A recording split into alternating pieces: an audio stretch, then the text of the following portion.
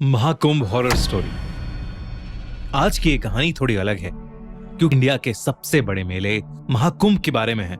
रौनक त्रिपाठी एक 19 साल का नौजवान अपने माँ बाप और बड़े भाई अमित के साथ 2012 में पहली बार इलाहाबाद के महाकुंभ मेले में गया था। महाकुंभ का मेला बहुत पवित्र माना जाता है और इसका अनुभव अस्तित्व को बदलने वाला माना जाता है। पर रौनक के लिए ये एक रिलीजियस ट्रिप से ज्यादा एक एडवेंचर था। उसने अपनी दादी से कई बार सुना था कि यहाँ देव और असुर दोनों के किस्से छुपे हुए हैं और महाकुंभ के समय संगम का पानी अपने अंदर एक अलग सी शक्ति समेट लेता है। रौनक अपने परिवार के साथ संगम के पानी में स्नान करने पहुंचा तो उसने देखा कि वहां हर तरफ लोग मंत्रों का उच्चारण कर रहे हैं और हवा में धूप की सुगंध है। स्नान करते वक्त रौनक ने एक अजीब सी गर्मी महसूस की, जैसे उसके आसपास का पानी उबल रहा हो। उसने बात अपने भाई अमित को बताई, लेकिन अमित ने हंस के बोला, ये तेरी इमेजिनेशन है रौनक, संगम का पानी पवित्र होता है। लेकिन रौनक का मन बेचैन होने लगा था। शाम के वक्त पूरे परिवार ने मेले में घूमने का प्लान बनाया। हर तरफ साधु और संतों की भीड़ थी। महाकुंभ के पूरे मेले में बड़े बड़े स्टॉल्स लगे हुए थे।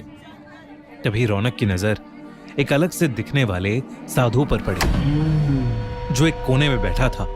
उसका चेहरा आसमान की तरफ था, आंखें सफेद जैसे दूध की हों और उसके होठ कुछ अनजान शब्दों का जाप कर रहे थे। रौनक एकदम से उसकी तरफ खिंचा चला गया। रौनक ने अमित से कहा, अमित चलो देखते हैं ये बाबा क्या कर रहा है। वो साधु अपने ध्यान में लीन था और अमित ने रौनक को बोला कि उसे तंग करके उसकी भक्ति को भंग नहीं करना चाहिए। लेकिन रौनक ने अमित की नहीं सुनी और वो बाबा की तरफ चलने लगा। बाबा के पास पहुंचते ही उसने देखा कि वो बाबा अब भी अपने ध्यान में ही लीन थे।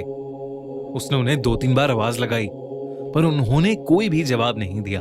फिर मजाक के तौर पर रौनक ने पास से एक लकड़ी उठाई और बाबा को उस डंडी के तीखे कोने से छुआ। बाबा की आंखें एकदम से खुली और रौनक की ओर गईं। रौनक को लगा कि बाबा शायद उससे गुस्सा हो गए हैं, पर उन्होंने मुस्कुराते हुए रौनक को देखा और कहा, आ गया तू, तेरा ही इंतजार था। रौनक एकदम से थोड़ा घबरा गया। आप मुझे जानते हो बाबा? इस बात का कोई जवाब बाबा ने नहीं दिया। बस उन्होंने अपने गले से एक माला निकाली और रौनक के हाथ में रख दी। बाबा ने कहा, ये ले और रात को ये माला पहनकर सो जाना, कल तुझे सारे जवाब मिलेंगे। रौनक ने बिना कुछ सोचे उस बाबा से वो माला ले ली और वापस अपने परिवार के पास आ गया। उस रात रौनक ने माला पहनकर सोना शुरू किया। जैसे ही उसने अपनी आंखें बंद की, उसके सपने एकदम अजीब और खौफनाक हो गए। उसने देखा कि वो एक अंधेरे जंगल में खड़ा है। उसके आसपास बड़े बड़े पेड़ हैं जिनमें आग लगी हुई है और उस आग से पूरा आसमान लाल हो गया है। तभी उस जंगल में एक गहरी आवाज गूंजने लगी, जैसे कोई उसका नाम पुकार रहा हो। वो आवाज धीरे धीरे उसके करीब आई और एक काले साए के रूप में उसके सामने आकर खड़ी हो गई। उस साए की भी आंखें लाल थीं और उसने अपनी पतली उंगली से रौनक की तरफ इशारा किया। तू मुझे लेने आया था, अब तेरे साथ चलने का समय आ गया। उस साए ने रौनक से ये कहा और एकदम से वो साया जैसे उसके अंदर ही समा गया। रौनक चिल्लाते हुए नींद से उठा। उसकी शर्ट पसीने से भीग चुकी थी। उसने माला को देखा जो एकदम से बहुत ज्यादा खौलती हुई गर्म हो गई थी। रौनक ने तुरंत उस माला को निकालकर जमीन पर फेंक दिया और फिर से चादर तान कर सो गया। अगले कुछ दिनों में त्रिपाठी परिवार के साथ अजीब अजीब घटनाएं होने लगी, जिससे रौनक के पापा की कपड़ों की दुकान में शॉर्ट सर्किट होने की वजह से आग लग गई। उसके भाई अमित को जॉब से निकाल दिया गया और उसकी मां की तबीयत अचानक ही बेहद खराब रहने लगी। इसी बीच रौनक एक दिन अपनी अलमारी साफ कर रहा था और सफाई करते वक्त उसके होश ही उड़ गए। अलमारी के अंदर से उसे वही माला मिली जो रौनक ने कुछ दिन पहले ही फेंकी थी। उसने अपनी मम्मी से बात की तो उन्होंने बताया कि वो माला उन्होंने ही संभाल कर अलमारी में रख दी थी। अब रौनक को यकीन हो गया था कि जो कुछ भी हो रहा है वो शायद उस माला की वजह से ही हो रहा है। उसने इस बार उस माला को जाकर कचरे के डब्बे में फेंक दिया। अगले दिन रौनक अपने रूम में लैपटॉप पर कोई टीवी शो देख रहा था। तभी उसे ऐसा महसूस हुआ जैसे उसके ठीक पीछे कोई खड़ा है। रौनक ने पीछे मुड़कर देखा पर वहां कोई नहीं था। लेकिन जैसे ही रौनक ने वापस मुड़कर देखा, उसके कमरे के एक कोने में वही लाल आंखों वाला काला साया खड़ा था जो रौनक के सपने में आया था। उसे देखकर रौनक इतना डर गया था कि उसकी आवाज ही नहीं निकल रही थी। वो काला साया धीरे धीरे रौनक के करीब आया और बोला, संगम, वापस आ जा। रौनक चिल्लाते हुए अपने भाई के रूम में भागा और घबराते हुए अमित से बोला, अमित, वो साया वापस आ गया है और वो मुझे संगम बुला रहा है। अमित को रौनक की बात समझ नहीं आई।